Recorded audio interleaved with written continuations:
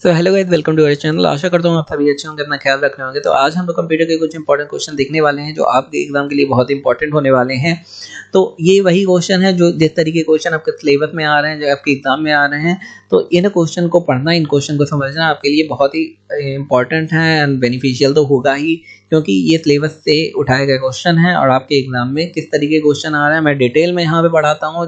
Main M ये रहता है कि आप रटे ना, आप चीज़ों को समझें, बहुत अच्छे से समझें, और मैं उन्हीं को एक्सप्लेन करना चाहता हूँ यहाँ पे। तो चलिए बिना किसी देरी के स्टार्ट करते हैं। सबसे पहला हमारा क्वेश्चन है कि यहाँ पे एक डैश लगा है और आगे आप देख सकते हैं कि यूनिक नाम होता है जो आप सूचना की किसी फाइल को देते हैं। तो भाई फोल्डर है या डिवाइस लेटर है या फाइल नेम है या फिर फाइल नेम एक्सटेंशन है। तो यहाँ पे कौन सा एक यूनिक नाम है कि जो आप सूचना की फाइल को देते हैं। अब यहाँ पे सूचना की फाइल होती है, सूचना की फाइल कोई भी पीडीएफ हो सकती है, आपका डॉक्यूमेंट जो आपने बनाया है। तो जब आप सेव एज करते हैं तो वहाँ पे आपको पहले एक फाइल का नाम पूछता है, तो वो यूनिक नाम आपको देना होता है, क्योंकि अगर उस नाम का ऑलरेडी एक फाइल कोई आपके फोल्डर में है तो वो सेव नहीं होगा। तो आपको एक यूनिक नाम देना होगा। लाइक फाइल का नाम कुछ भी दे सकते हैं, आप अपने नाम का भी फाइल का नाम दे सकते हैं।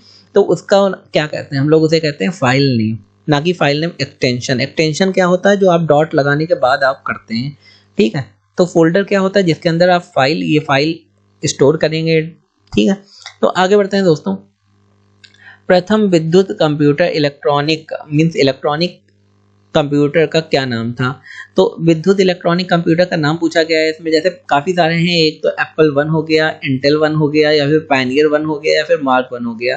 तो विद्युत इलेक्ट्रॉनिक कंप्यूटर का नाम क्या हो गया, मार्क 1, जो सबसे पहला विद्युत कंप्यूटर था।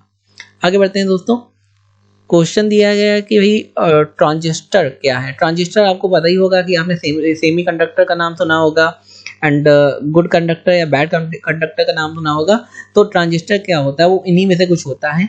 तो आपने सेमी कंडक्टर या सिलिकॉन चिप का नाम सुना होगा, जो काफ़ी कमी रहती है जिनकी, जो लगभग सारी इलेक्ट्रॉनिक डिवाइस बनाने में सेमी कंडक्टर का यूज़ होता है, और ताइवान और जैसे कंट्रीज में बहुत ज़्यादा मास प्रोडक्शन होता है, वो यूरोप तक सप्लाई होता है। तो भाई ट्रांजिस्टर होता क्या है, ट्रांजिस्टर तो ये हर इलेक्ट्रॉनिक डिवाइस में लगता है, जैसे बहुत छोटे छोटे होते हैं, जिससे उस इलेक्ट्रॉनिक डिवाइस को सुचारू रूप से चलाया जा सके। तो सेमी कंडक्टर होता है, उसी को ट्रांजिस्टर कहते हैं। देखो, सैड कंडक्टर कुछ नहीं, गुड कंडक्टर, बैड कंडक्टर, ये उनकी बात करी गई है जो अच्छे इलेक्ट्रिसिटी के कंडक्टर होते हैं। तो ये कंप्यूटर से कोई लेना देना नहीं, सेमी कंडक्टर का कंप्यूटर से लेना देना है या इलेक्ट्रॉनिक डिवाइस से लेना देना है। आगे देखते हैं, माइक्रो कंप्यूटर की इंटरनल मेमोरी कितनी होती है। तो माइक्रो कंप्यूटर की इंटरनल मेमोरी 260 केबी, 250 केबी, 270 केबी, इनमें से कोई नहीं होती है। आगे एक आंसर और दिया है, वही होती है माइक्रो कंप्यूटर की इंटरनल मेमोरी। तो 256 केबी मेमोरी होती है।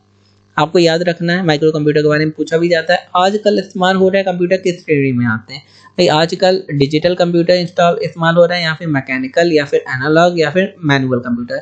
तो आजकल हम लोग डिजिटल कंप्यूटर का यूज़ कर रहे हैं, डिजिटल का ज़माना है, तो कंप्यूटर भी हमारे डिजिटल हैं। और होते कैसे हैं, ये पर्सनल कंप्यूटर होते हैं। ओके, आगे देखते हैं। 0 और 1 को क्या बिट कहते हैं। 0 और 1 को क्या कहते हैं, बाइनरी अंक या गिनती के अंक, दशमिक अंक, या 1 और 2। सिंपल सी बात है, 0 और 1 को बाइनरी अंक कहते हैं या फिर बिट कहते हैं। आगे देखते हैं, कंप्यूटर में तैयार किए गए प्रोग्राम के समूह को क्या कहते हैं। तो कंप्यूटर में तैयार किए गए प्रोग्राम के समूह को हार्डवेयर कहते हैं, या फिर हार्डवेयर कहते हैं, या सॉफ्टवेयर कहते हैं, या फिर ए और बी दोनों कहते हैं।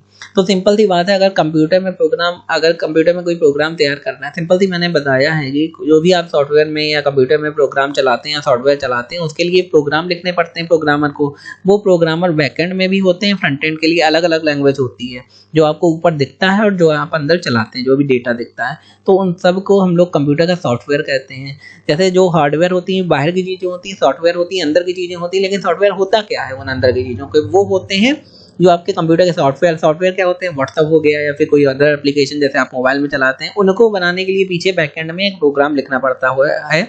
उसी प्रोग्राम की बात करी जा रही है यहाँ पे। आगे देखते हैं, एक वेब ब्राउज़र नहीं है भाई। क्या एक वेब ब्राउज़र नहीं है? तो Firefox, sapphire, opera and Camino. तो कौन सा एक वेब ब्राउज़र नहीं है भाई? सफायर कोई वेब ब्राउज़र नहीं है, फायरफॉक्स है, ओपेरा है, कैमिनो है। सफारी जरूर ब्राउज़र है, सफायर कोई ब्राउज़र नहीं है। आगे देखते हैं निम्नलिखित में से कौन सा ओपन सोर्स ऑपरेटिंग सिस्टम है? ओपन सोर्स ऑपरेटिंग सिस्टम जो फ्री में अवेलेबल है, कोई भी उसे डाउनलोड करके चला सकते हैं, उसी को सॉफ्टवेयर को ओपन सोर्स सॉफ्टवेयर कहते हैं। तो कौन सा भाई फ्री ओपन सोर्स सॉफ्टवेयर है? मैक ओएस है, जेनिक्स है, पीसी डॉस है, या उपयुक्त में से कोई नहीं? तो फिर यहाँ पे उपयुक्त में से कोई नहीं ओपन सोर्स, सबके लिए आपको यहाँ पे पैसा देना पड़ता है। यूनिक्स या लाइनक्स कह सकते हैं ओपन सोर्स है, लेकिन लाइनक्स यहाँ पे एग्जांपल में दिया नहीं है।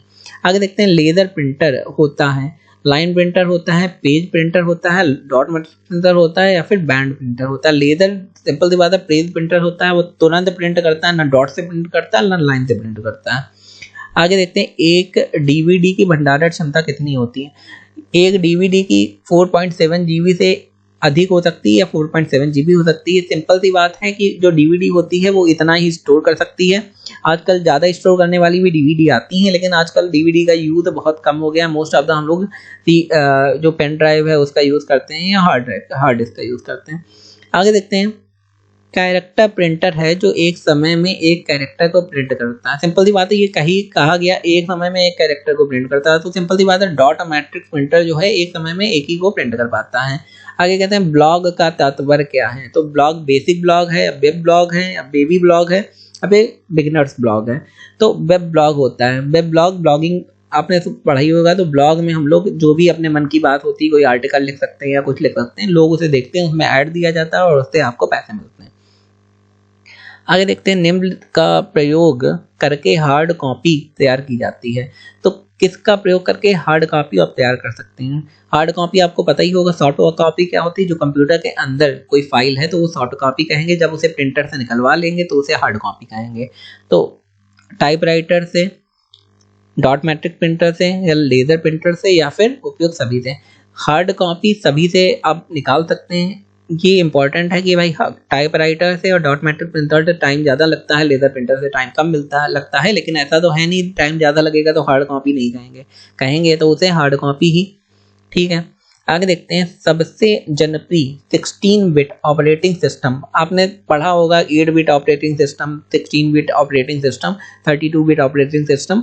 ये कौन सा भाई 16 बिट ऑपरेटिंग सिस्टम? तो यहाँ मल्टीपल ऑपरेटिंग सिस्टम के नाम दिए गए हैं। CP/M है, यूनिक्स है, एंड MS-DOS है, या फिर TRS है। तो मल्टीपल ऑपरेटिंग सिस्टम है 16 बिट।